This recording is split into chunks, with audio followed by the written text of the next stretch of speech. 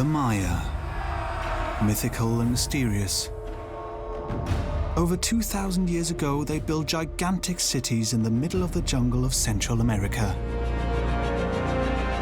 This was probably one of the greatest cities in the world. Modern technology today reveals the true greatness of this ancient civilization. They built thriving cities, centers for trade, culture, and science. Today we know that the Maya had a script that was developed to represent every aspect of their language. The Maya set standards in astronomy and mathematics. Their legendary calendar is still considered a mathematical masterpiece today. With every new discovery, archaeologists are getting a little closer to the mystery of the Maya. There's a full body. They smooshed him in there. They reveal cruel rituals, but also one of the greatest discoveries of mankind. If it wasn't for the Mayans, we wouldn't have corn today. For a long time, the decline of the Maya culture was a mystery. But now, researchers believe they've found the reasons.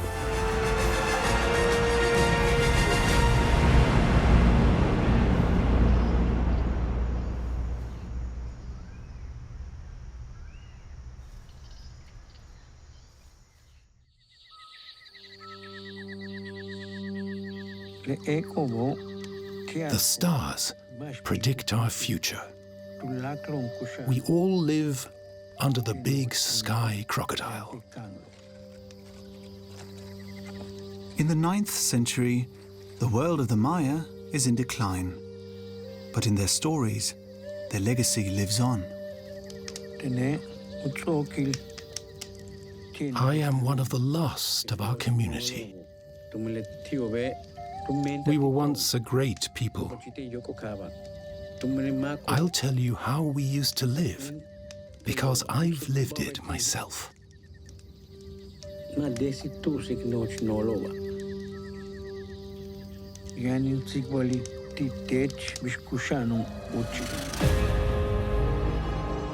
The rainforest in the border area between Guatemala and Mexico. Hills rise from the green sea of leaves. What look like volcanoes are actually giant pyramids, testimonies of an old metropolis, the sunken Mayan city of El Mirador. For the American archaeologist Richard Hansen, exploring this hidden world has become the work of a lifetime. And then on the horizon over here, you see the pyramids of Mirador. The sunken Mayan city can only be reached by helicopter. Hansen came here for the first time as a young student and made a groundbreaking discovery. These ruins are much older than previously thought. Maya settled here as early as 1000 BC.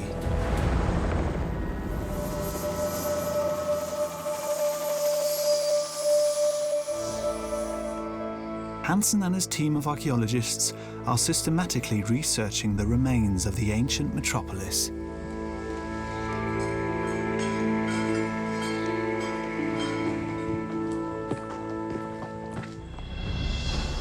La Danta, the pyramid in the center, is one of the most powerful buildings of early civilization. According to Hansen's calculations, it is even bigger in volume than the Pyramid of Khufu in Egypt. The construction of such a step temple was an outstanding feat of strength. The Maya do not know any draft animals, neither wheel nor pulley, nor metal tools for stoneworking. Hansen has calculated that about 4,000 workers were busy building the pyramid day after day for 30 years. This building is by far the tallest pyramid in the Americas, the largest in volume in the world, and we calculate about 2.8 million cubic meters of fill in this building, hauled basket by basket, every rock hauled by human beings. For a long time, researchers could only estimate how far the sunken city once extended, for its buildings are hidden beneath the wild green of the jungle. Modern laser technology makes it possible to look underneath a dense green. LiDAR makes structures visible that remain hidden to the naked eye.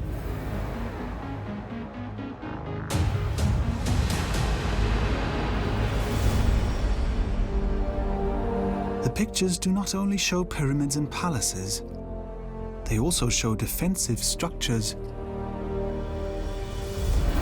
terraces for agriculture, and even enclosures for the breeding of animals. Paths and roads become visible too. They connect El Mirador with the neighboring cities.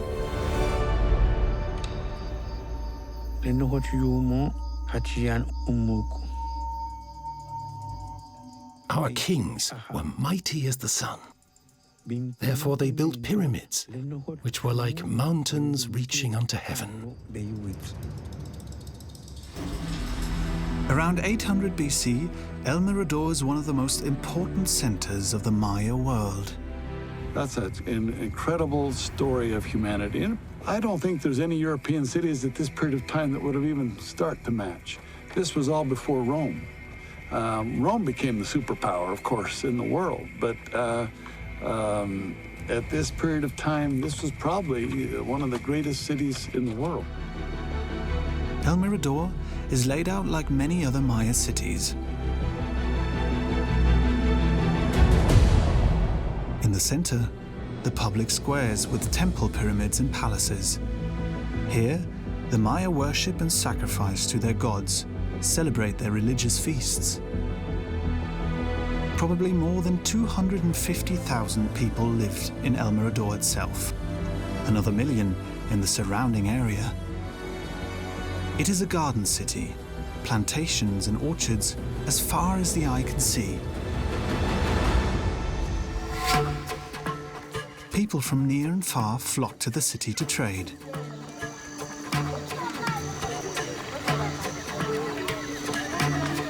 The markets are transshipment points for goods and services of all kinds. The merchants from far and near offer their goods for sale, just like the craftsmen and peasants of the surrounding area.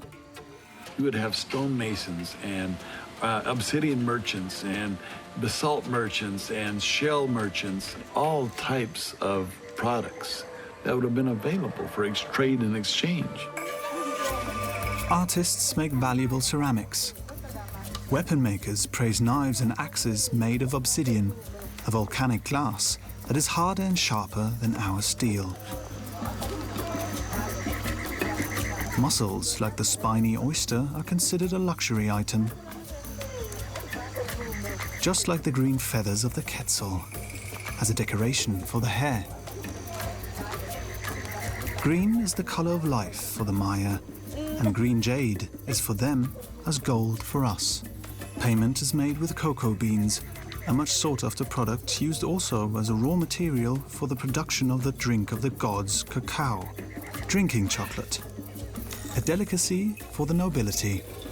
So they had a complex system, a very complex economic and social system that allowed them a unique fluorescence that we don't find elsewhere in the Western Hemisphere.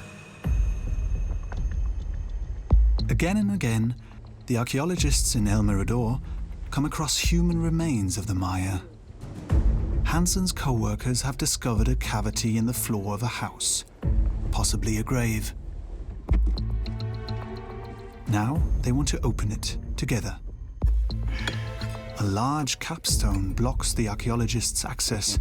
Extreme caution must be exercised when removing it. There we go. There we go. There we go. It's loose? All right. Keep it up there.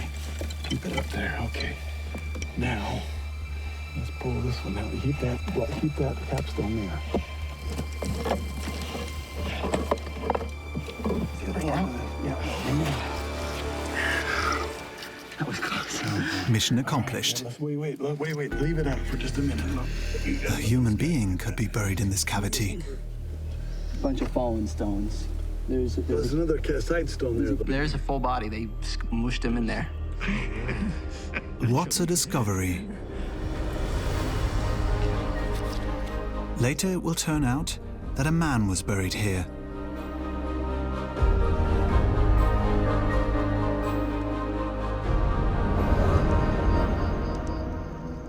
The Mayans believe in life after death. The soul of the deceased goes down into the underworld. Only after numerous trials can it ascend to heaven. The dead live with us. We give them food and incense, so they know we will not forget them. For the Maya, it was important to live in a continuous exchange with their ancestors, to keep in touch with them. And that meant that the ancestors were buried in their own house, under the floor of the house. So one lived directly with the mortal remains of the ancestors, and the ancestors were omnipresent.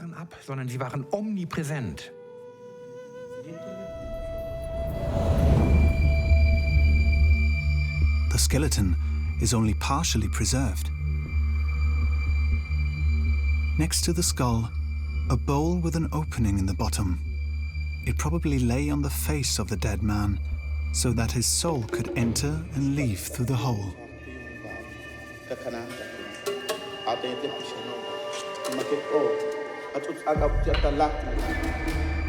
This find reveals information about the daily life of the Maya.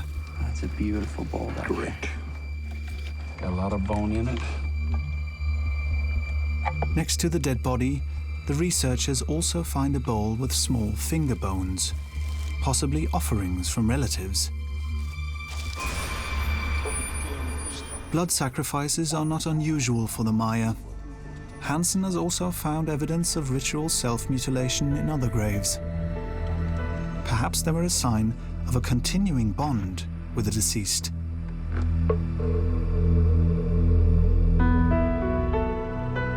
The story that occurred here is fascinating because it lets us understand a whole new society buried in a tropical forest system that we had no idea 30 years ago that existed. In the meantime, archaeologists have scanned an area of over 2,000 square kilometers and identified over 60,000 building structures in the lowlands of Guatemala. The new data show this region was much more densely populated than previously thought. A surprise for the scientists. Even though the rainforest looks green and lush, its fertile soil layer is thin and contains few nutrients.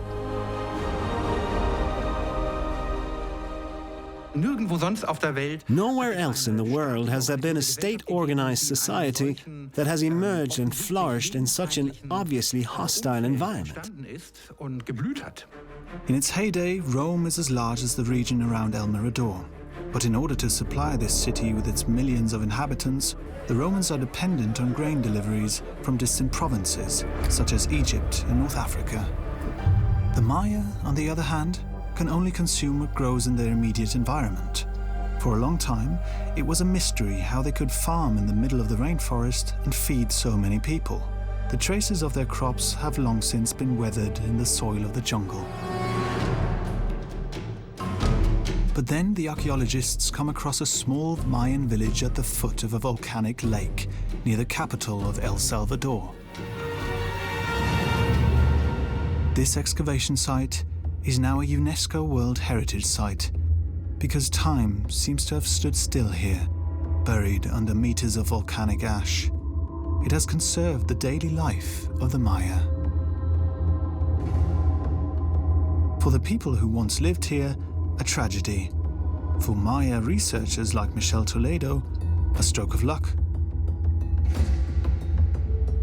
Joya de Seren opens the door for us to explore the daily life of the community. This is why it's often compared to Pompeii.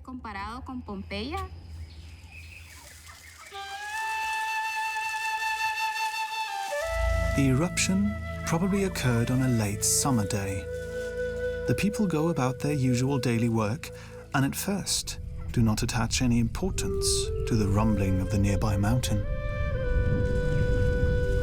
The Loma Caldera volcano is located 800 meters from our current location. It's very close to the excavation site. At some places of the excavation site, we find ash layers of 3 meters, at others of almost 7 meters.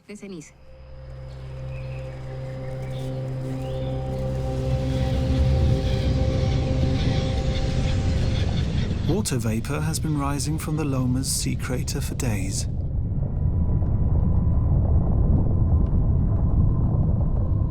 Light earth tremors shake the surrounding area. But this is nothing unusual for the people here.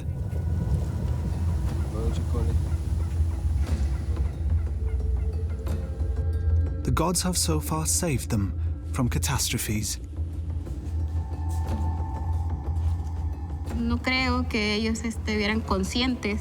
I don't think they were aware that one day an eruption would destroy all their prosperity.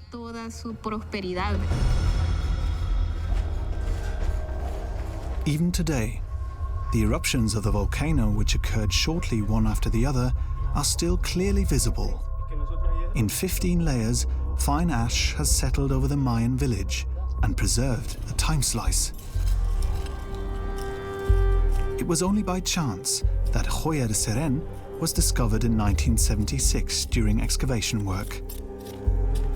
The finds make it possible to partially reconstruct the events of that day.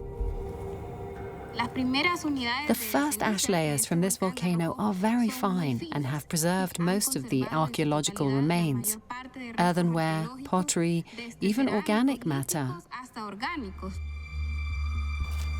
It was harvest season. The scientists suspect that the volcano erupted in the evening hours.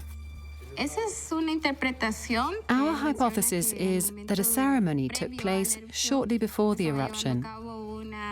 It was a sort of harvest ceremony, and it was probably celebrated at night.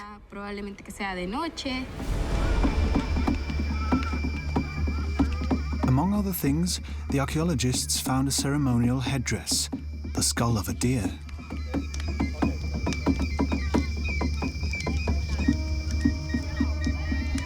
Other bone finds show that there was a roast venison before the eruption. Was it a Thanksgiving feast or a supplication ceremony?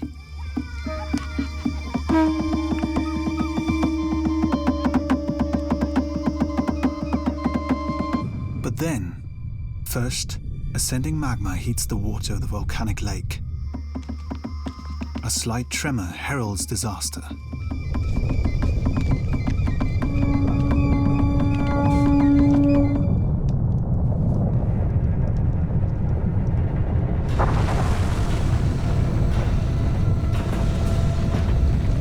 The water in the volcanic crater evaporates explosively. Then, the volcano erupts. Did the inhabitants have enough time to escape?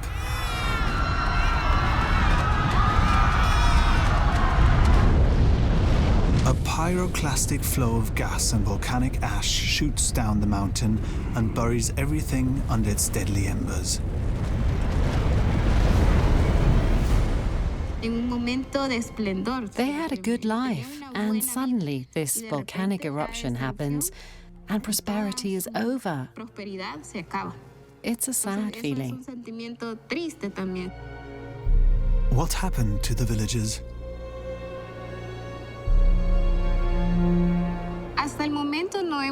So far, we haven't found any human remains of the villagers. If they fled and didn't survive, we may still find them in excavations on the south side of the village.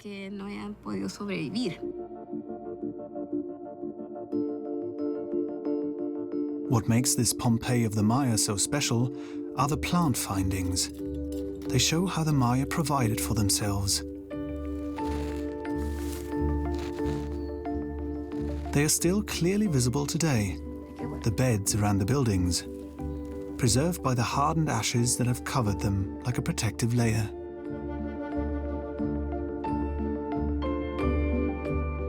Where once there were plants, cavities have formed in the ashes. This gives us a perfect shape, even if the heat has destroyed the material itself. But the shape of the plant was left in the ashes as a perfect imprint. Michel Toledo fills the cavities with plaster.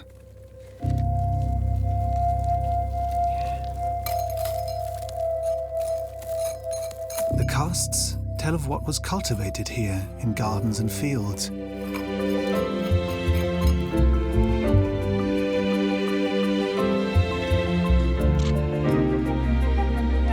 The remains of a corn plant.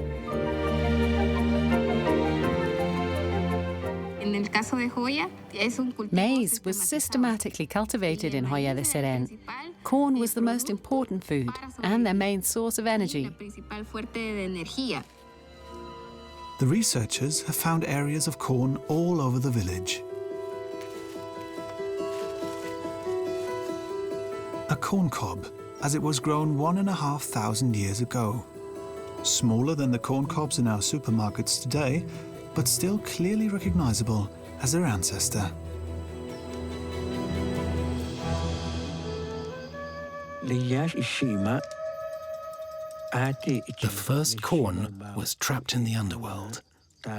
Then the lightning god came and split the earth with his hammer so that the corn could come out. In Mayan mythology, corn is the gift of the gods, and they call themselves the corn people. The gods processed the corn grains into dough. From it they formed us humans.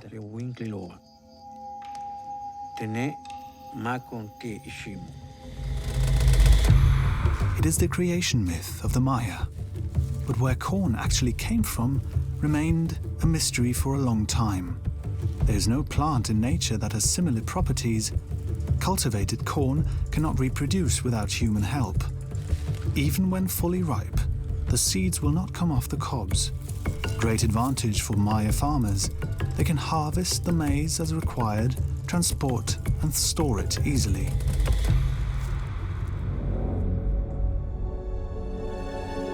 Genetic analysis makes it possible to reconstruct the evolution of the crop. They document one of the greatest achievements of domestication by man.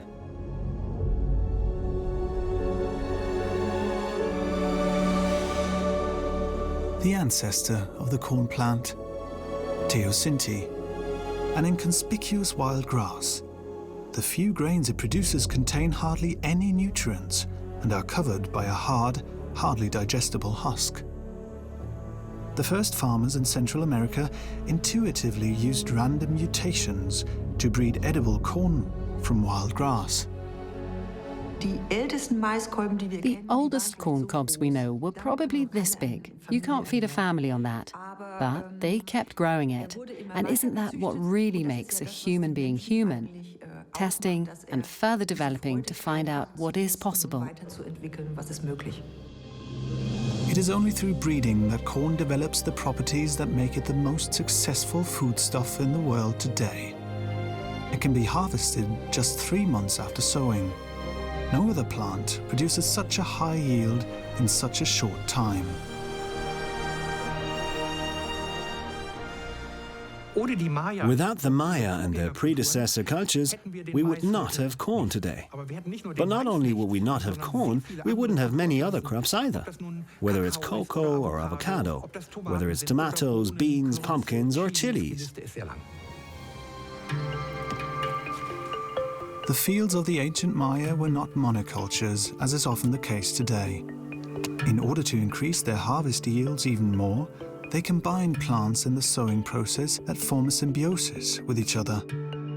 Corn, beans, pumpkins. The corn served as a climbing aid for the beans. The beans produce nitrogen, which they release into the soil, and which the corn needs for its growth. Finally, the leaves of the pumpkins protect the soil from too much sun and rain. This is actually what makes Mayan society so fascinating from our current state of knowledge. Their ability, their competence to achieve all this in 1,500 years without chemical fertilizers.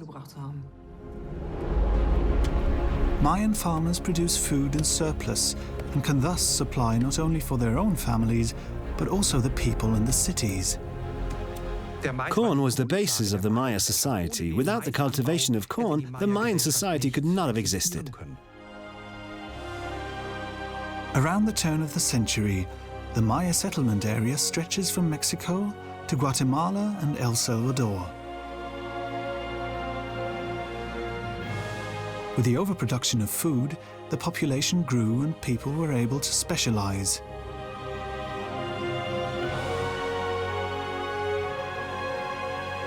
For a long time, El Mirador is the center of this world. But then, the Mayan success story of more than 1,000 years comes to a halt there for the first time. In the ruins of El Mirador, archaeologist Richard Hansen has discovered the traces of the city's demise, unfinished buildings like this pyramid. They started building and stopped. This all happened about the time of Christ or shortly after, about 150 AD. And they left and walked away and never returned. The building was never finished. But what made the inhabitants leave El Mirador? Hansen believes overexploitation of nature. What's evident from the archaeological data and from the data we managed to evaluate here is there was a massive deforestation. They used wood in enormous quantities for the increasingly magnificent stucco facings of the pyramids and buildings in the city. But the production of mortar is energy intensive. Stucco mortar is produced by burning natural limestone. The fire causes the stone to decompose into lime powder.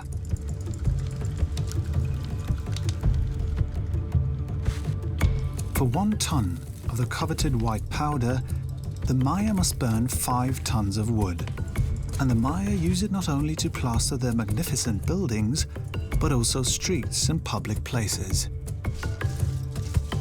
The floor covering of a platform is still clearly visible 2,500 years later.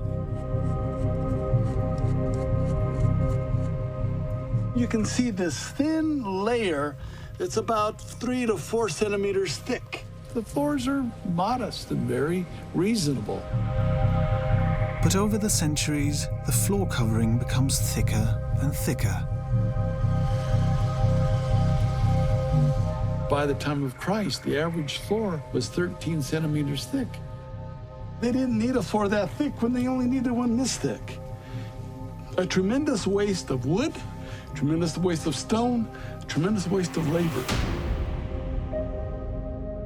Ever larger forest areas are cleared to satisfy the hunger for stucco, with fatal consequences.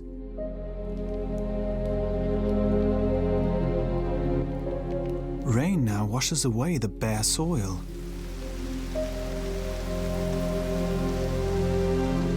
The seed of the farmers in the fields yields no crop anymore.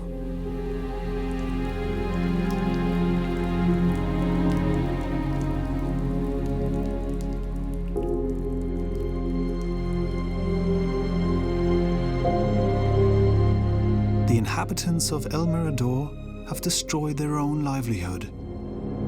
Around 150 AD, the Maya left the city and the rainforest took possession of the once flourishing Metropolis again. They found a new home in the surrounding area and on the coast. New centers of power emerged. Even today, the remains of their magnificent buildings bear witness to the impressive creative power of the Maya in that era. It was the great heyday of the Maya culture, a union of large and small city-states. For 500 years, they are the most powerful civilization in Central America.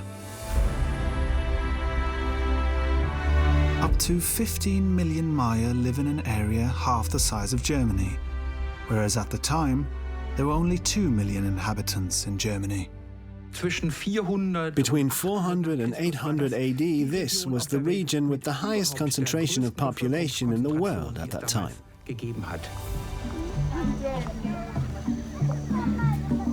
And it's a strictly hierarchical society. The common people are slaves, peasants, craftsmen and merchants. They produce food and goods and must work for their rulers whenever needed. At the head of this social order are the god kings. They offer their subjects security, but above all, divine support.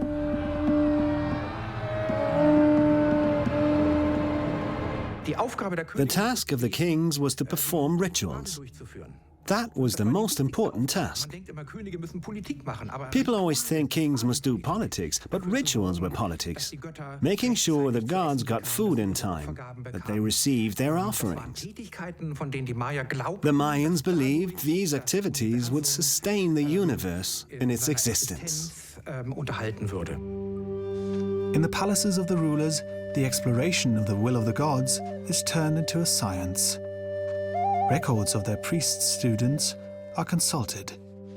Manuscripts that record religious knowledge, but also scientific findings and the history of the Maya. The codes, the books, give us an insight into Mayan thought, Mayan religion, and Mayan science. So here we can look into the minds of Mayan priests and scholars. One of these codes is now kept in the treasure chamber of the Saxon State Library, a document of inestimable value. Only 4 copies of the many Maya manuscripts are still preserved today. For a long time, researchers assumed that the Maya used a pure pictographic writing. Today we know it is a script made up of word and syllable characters with which they could grasp even complex thoughts. They are therefore among the 5 advanced civilizations that developed their own script. You have to imagine that there was a very rich book culture, and that there must have been thousands, tens of thousands of books. Probably every palace, every king, every priest had his own library. Many of these Mayan manuscripts were to perish with the world of the Maya. The Spanish burnt most of it as devil's work. Nikolai Gruber is one of the few experts in the world who can read the ancient Mayan writing. He has translated the Dresden Codex. Lahun Yashkin, Tsutsui Winigab, Kimil Yukul Kapchen. That means on day 11 Ahau, in month 10 Yashkin, there will be death and an earthquake. The Codex Dresdensis became world famous because it supposedly prophesizes the end of the world on its last page. The Maya are even said to have predicted a concrete date, December 21st, 2012. It did not happen. End-time nostalgics had misinterpreted the Codex. Actually, the code tells us nothing about the end of the world. It's part of a chapter that deals with predicting rainy seasons and floods. And actually, there's no prophecy that refers to the year 2012. For the Maya, 2012 was simply the transition from one calendar period to the next. Nevertheless, it remains an invaluable source. It enabled researchers to decipher the unique number system of the Maya for the first time. They even calculated with 0. They presented it in the form of a shell. The Maya were probably the first people in the world, the first civilization in the world, to invent a character for the 0. They actually invented it.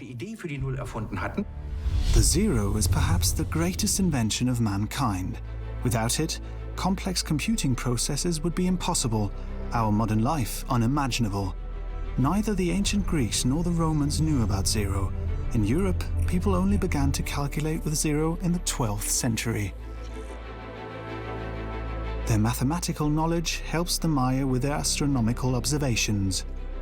They precisely calculate the course of the planets and comets and other celestial phenomena in advance, without a telescope. In the projector room of the State Library, Nikolai Gruber works with a facsimile of the Dresden Codex. It was a manual, probably for a priest, in which important celestial phenomena were recorded. These astronomical data were so important for the Maya because they saw gods in the celestial bodies and could read from the movements of the gods what fate they had to reckon with. In order to be able to orientate themselves in the firmament, Mayan astronomers also used constellations, although often different from those we know. In this way, they keep track of their many capricious gods.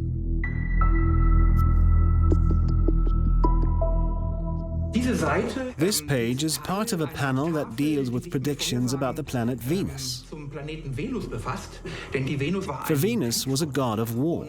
And depending on where Venus was in the sky, the days were good or bad for starting wars and defeating the neighbors. To record the course of time, the Maya used several calendars. The daily calendar of the Maya is the Hab. They used it to divide the solar year. As in our calendar, this calendar has 365 days. However, the Maya precisely calculated the solar year up to the third digit behind the decimal point.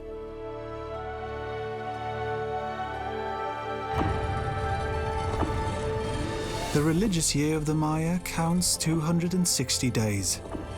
This results from the combination of 20 day names and 13 numbers, which the Maya regarded as holy numbers. The different calendars interlock like gears. With their help, the Maya priests determined the days for important rituals.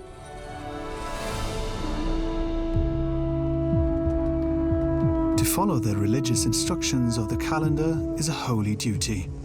Kings must set a good example.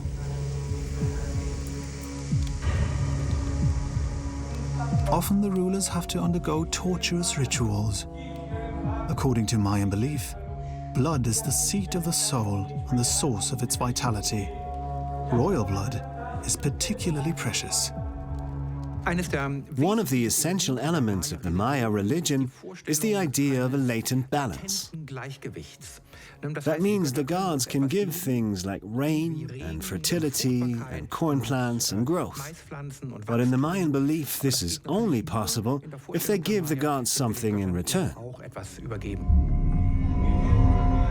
A particularly great sacrificial service is the piercing of one's own penis with a ray sting.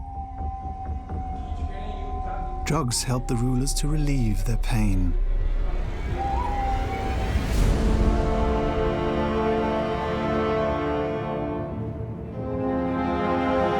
The royal blood, the lifeblood from the ruler's fertile womb, is collected with strips of paper which are then burned. Their ashes are food for the gods. The blood sacrifice the Mayan rulers demanded meant that at an important moment, you gave the best you had to the gods, even your own life force, to ask them for support. The rulers know how to make an effective show of their closeness to the gods for their people. Chichen Itza, Mexico, the Kukulkan Pyramid, perhaps the most famous Mayan building and an architectural masterpiece. The pyramid is built in such a way that twice a year an amazing spectacle is to be seen. Always at the equinoxes in spring and autumn, the shadow of the evening sun seems to create a snake body sliding down the pyramid. Even today, thousands of visitors gather to witness this very special illusion. These are magical 45 minutes, which reflect the entire ability of the Mayan astronomers and builders. Of course, kings who were able to predict the movements of celestial bodies thus proved their special relationship with these stars and the gods. It was an instrument of power, and it legitimized their power. Solar and lunar eclipses are a special spectacle for the Maya. They herald disaster. When the sky darkens in broad daylight, human sacrifices, mostly prisoners of war, are supposed to avert the imminent danger.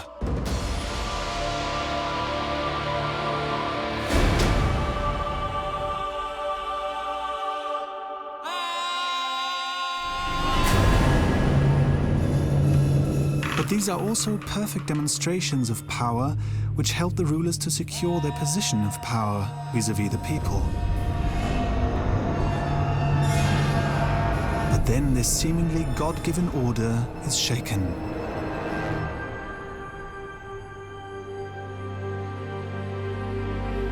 In the 9th century AD, most of the Mayan metropolises perish within a few decades.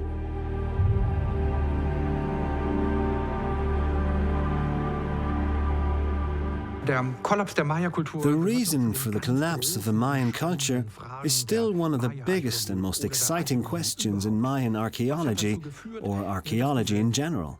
What happened to this great culture? Why did they abandon hundreds of cities? We ask ourselves this question again and again. Researchers have long suspected that climate change may have contributed to the decline of the Mayan civilization. In order to reconstruct climate fluctuations of this epoch, the experts use soil samples. Sedimentary deposits are the memory of nature. Soil samples prove it. The Mayan people were repeatedly hit by severe droughts. Bright layers indicate phases of great water shortage. They develop when water dries up and salt deposits form. Scientists estimate that precipitation fell by at least 50% during this period. In the 8th and 9th centuries, the severity of droughts increases. They become worse and last longer and longer. And this has a direct impact on Mayan agriculture.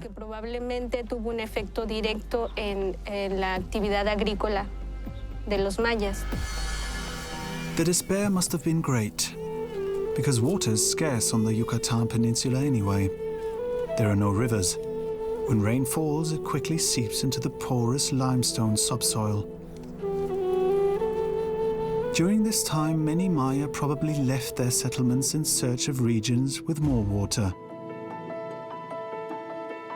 The last hope for these people are often cenotes, sinkholes filled with water.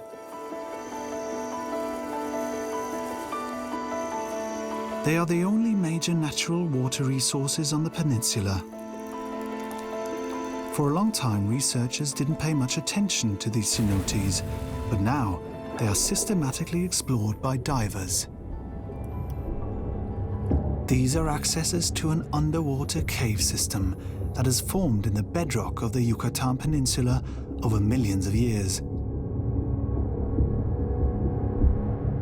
The secrets that these underwater caves now reveal also give researchers a deep insight into the shocking circumstances that led to the fall of the Maya. The archaeologist Guillermo de Anda is dedicated to the study of this underwater world. One of the most spectacular discoveries de Anda made in 2002. Now he is returning to the site.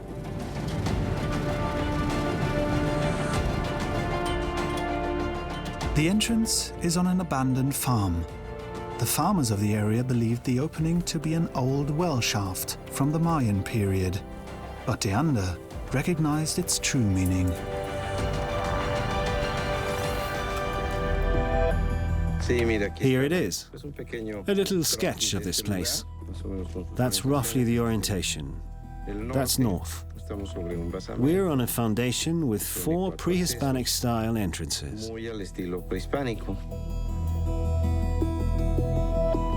De Anda suspects that it is in fact a Mayan altar complex.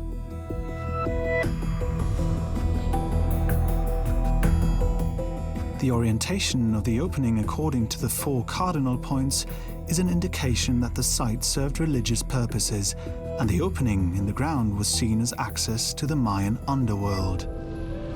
For the Maya, cenotes are not only natural water reservoirs. In their imagination, the rain god Shark also lives there. They often pay homage to him with valuable gifts, jewelry, and incense. But in times of need, this is probably not enough. At the bottom of the cave, Deanda and his colleagues have already discovered shocking relics from the Mayan era, which they now want to take another look at. I don't cease to be amazed when I am here. This is not, it's magical. Every dive is a new adventure. No natural light reaches these depths. And there's even more than cows here. Probably the animal fell into the cenote in search of water. Even moving so slowly. There's a lot of silt already.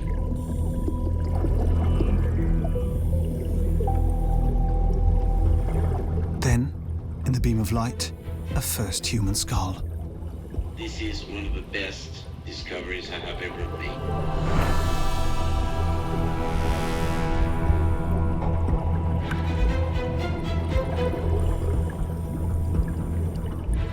Deanda found more victims deep in the bottom of the cave. They bear traces of ritual mutilation. Many of them must date back to the end of the Mayan era. It's sometimes sad. I wonder what this skull is telling us. What this person did when it was alive. Even children are among the dead. In the end, the Maya sacrificed the most precious thing they possessed to appease the rain god.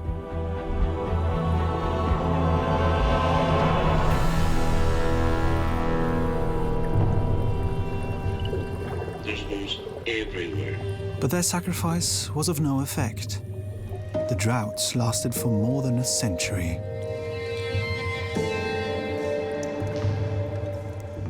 I believe we will learn and find out that climate change has had a decisive influence on the development of great civilizations. The case of the Maya, of course, is no exception.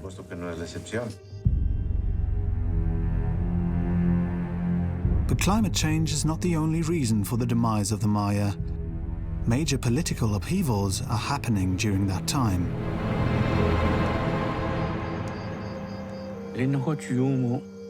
Our kings thought of nothing but themselves. I saw the sad times myself. I used to be a young servant in the king's palace. I was skillful with my hands. In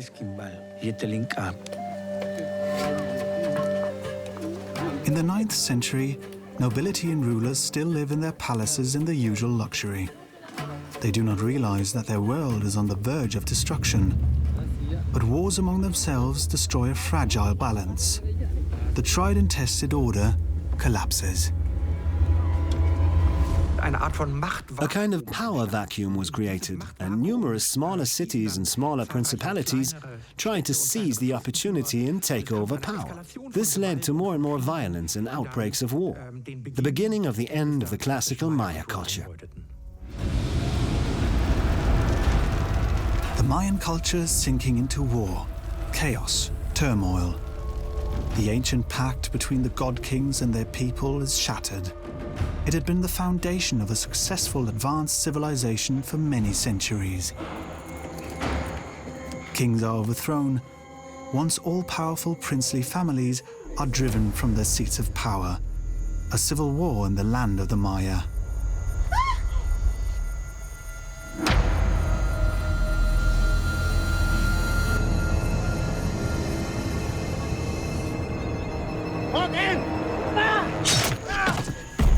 Without their political leaders, who were responsible for the maintenance of the infrastructure and water supplies, many Mayan city-states are finally doomed.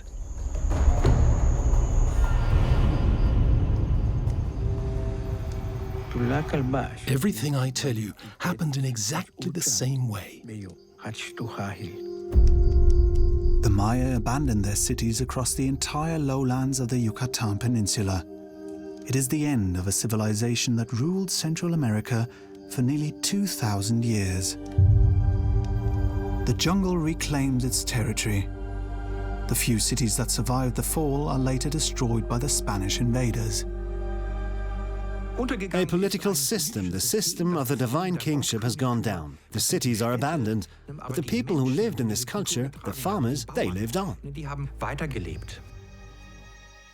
The survivors of this collapse pass on their memories to their descendants.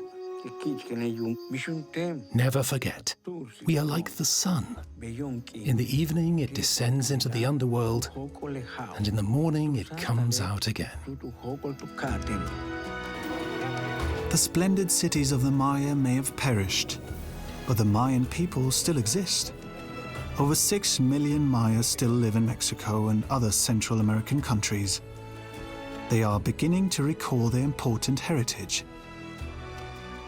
What fascinates me so much about the Maya is this continuity from pre-Hispanic times to the present.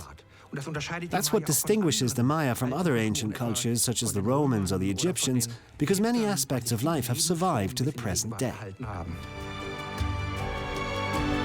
The great cities of the ancient Maya still bear witness to the creative power and cultural achievements of this ancient high culture.